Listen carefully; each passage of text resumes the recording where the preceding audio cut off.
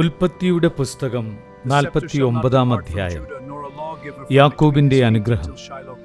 യാക്കോബ് തന്റെ മക്കളെ വിളിച്ചു പറഞ്ഞു, എല്ലാവരും ഒന്നിച്ചു കൂടുവിൻ. ഭാവിയിൽ നിങ്ങൾക്ക് എന്ത് സംഭവിക്കുമെന്ന് ഞാൻ പറയാം. യാക്കോബിന്റെ പുത്രന്മാരെ ഒന്നിച്ചുകൂടി കേൾക്കുവിൻ. നിങ്ങളുടെ പിതാവായ ഇസ്രായേലിന്റെ വാക്കുകൾ ശ്രദ്ധിക്കുവിൻ. റൂബൻ, നീ എൻ്റെ കടിഞ്ഞൂൽ പുത്രനാണ്, എൻ്റെ ശക്തിയും എൻ്റെ പൗരുഷത്തിൻ്റെ ആദ്യഫലവും. അഹങ്കാരത്തിലും ശക്തിയിലും നീ മുൻപ് തന്നെ. വെള്ളം പോലെ അസ്ഥിരനായ നീ മുൻപനായി വാഴില്ല. എന്തെന്നാൽ നീ പിതാവിൻ്റെ കിടക്കയിൽ കയറി അത് അശുദ്ധമാക്കി.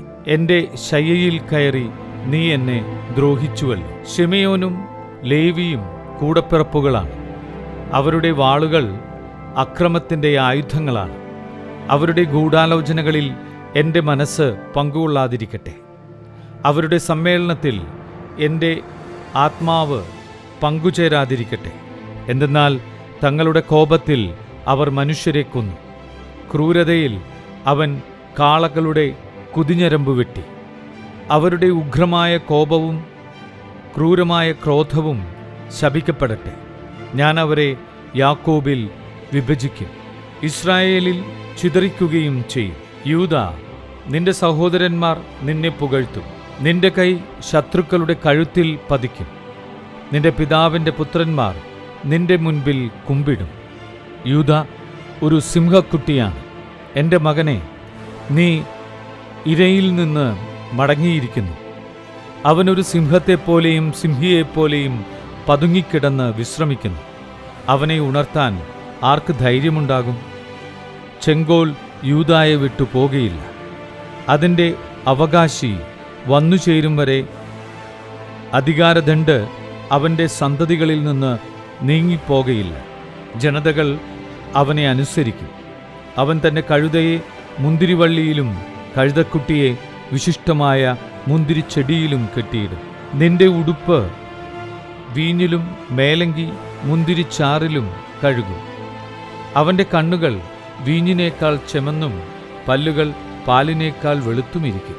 സെബൂലാകട്ടെ കടൽ തീരത്ത് വസിക്കും. അവൻ കപ്പലുകൾക്ക് അഭയകേന്ദ്രമായിരിക്കും. സീദോനായിരിക്കും അവൻ്റെ അതിർത്തി. ഇസ്സാക്കർ ഒരു കരുത്തുറ്റ കഴുതയാണ്. അവൻ ചുമലുകൾക്കിടയിൽ കിടക്കുന്നു. വിശ്രമസ്ഥലം നല്ലതെന്നും ദേശം മനോഹരമെന്നും അവൻ കണ്ടു. അതുകൊണ്ട് അവൻ ചുമട് കയറ്റാൻ ചുമൽ കാണിച്ചു കൊടുക്കുന്നു. കൂലിവേല ചെയ്യുന്ന ഒരു ദാസനായി തീർന്നു. ഇസ്രായേലിലെ മറ്റു ഗോത്രങ്ങളെപ്പോലെ ദാൻ സ്വന്തം ജനങ്ങൾക്ക് ന്യായം നടത്തിക്കൊടുക്കും. ദാൻ വഴിവക്കിലെ സർപ്പവും പാതയിലെ അണലിയുമായിരിക്കും. അവൻ കുതിരയുടെ കുതികാലിൽ കടിക്കും. കുതിരക്കാരൻ മലർന്നു വീഴുകയും ചെയ്യും. കർത്താവേ, ഞാൻ അങ്ങയുടെ രക്ഷ കാത്തിരിക്കുന്നു. ഗാദിനെ കവർച്ചക്കാർ ആക്രമിക്കും, എന്നാൽ അവൻ അവരെ തോൽപ്പിച്ചോടിക്കും. ആഷേറിൻ്റെ ആഹാരം സമ്പന്നമായിരിക്കും. അവൻ രാജകീയ വിഭവങ്ങൾ പ്രദാനം ചെയ്യും. സ്വച്ഛന്തം ചരിക്കുന്ന ഒരു പേടമാനാണ് നഫ്താലി. അവൻ മൃദുവാക്കുകൾ പൊഴിയുന്നു. നീരുറവയ്ക്കരികെ നിൽക്കുന്ന ഫലസമൃദ്ധമായ വൃക്ഷമാണ് ജോസഫ്. അതിൻ്റെ ശാഖകൾ മതിലിനു മീതെ പടർന്നു നിൽക്കുന്നു. വില്ലാളികൾ അവനെ കഠിനമായി വേദനിപ്പിച്ചു. അവർ അവനു നേരെ അമ്പെയ്യുകയും അവനെ ഞെരുക്കുകയും ചെയ്തു. എന്നാൽ അവൻ്റെ വില്ല് ഉറച്ചുനിന്നു. യാക്കോബിൻ്റെ ശക്തനായ ദൈവം, ഇസ്രായേലിൻ്റെ പാറയായ ഇടയൻ തൻ്റെ കൈകൾ കൊണ്ട് അവൻ്റെ കൈകളെ ശക്തിപ്പെടുത്തി. നിന്റെ പിതാവിൻ്റെ ദൈവം നിനക്ക് തുണയായിരിക്കും. സർവശക്തനായ ദൈവം നിന്നെ അനുഗ്രഹിക്കും. മുകളിലുള്ള ആകാശത്തിൻ്റെയും കീഴിലുള്ള ആഴത്തിൻ്റെയും ഉദരത്തിൻ്റെയും മാറിടത്തിൻ്റെയും അനുഗ്രഹങ്ങൾ നിനക്കുണ്ടാകട്ടെ.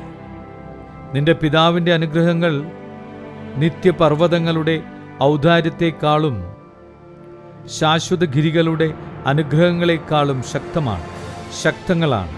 അവ ജോസഫിൻ്റെ ശിരസിൽ തൻ്റെ സഹോദരിയിൽ നിന്ന് വേർപെട്ടിരുന്നവൻ്റെ മൂർധാവിൽ വർഷിക്കപ്പെടട്ടെ. ആർത്തിയുള്ള ഒരു ചെന്നായാണ് ബെഞ്ചമിൻ.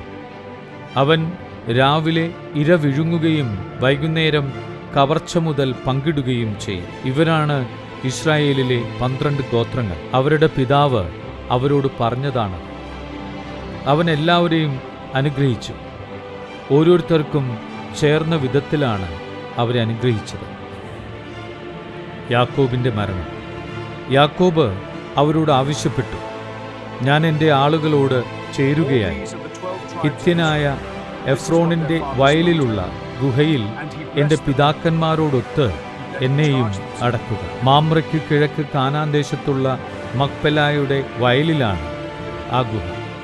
ശ്മശാന ഭൂമിക്ക് വേണ്ടി ഹിത്യനായ എഫ്രോണിൽ നിന്ന് അബ്രാഹം അവകാശമായി വാങ്ങിയതാണ് ആ വയലും ഗുഹയും. അബ്രാഹത്തെയും ഭാര്യ സാറായെയും അവിടെയാണ് അവർ അടക്കം ചെയ്തത്. അവിടെ തന്നെയാണ് ഇസ്ഹാക്കിനെയും ഭാര്യ റെബേക്കയെയും സംസ്കരിച്ചത്. ഞാൻ ലെയായെ സംസ്കരിച്ചതും അവിടെ തന്നെ. വയലും അതിലുള്ള ഗുഹയും ഹിത്യരുടെ കയ്യിൽ നിന്നാണ് വാങ്ങിയത്. തനിക്ക് പറയാനുണ്ടായിരുന്നത് പറഞ്ഞു തീർന്നപ്പോൾ യാക്കോബ് കിടക്കയിലേക്ക് ചാഞ്ഞു. അവൻ അന്ത്യശ്വാസം വലിച്ച് തൻ്റെ ജനത്തോട് ചേർന്നു.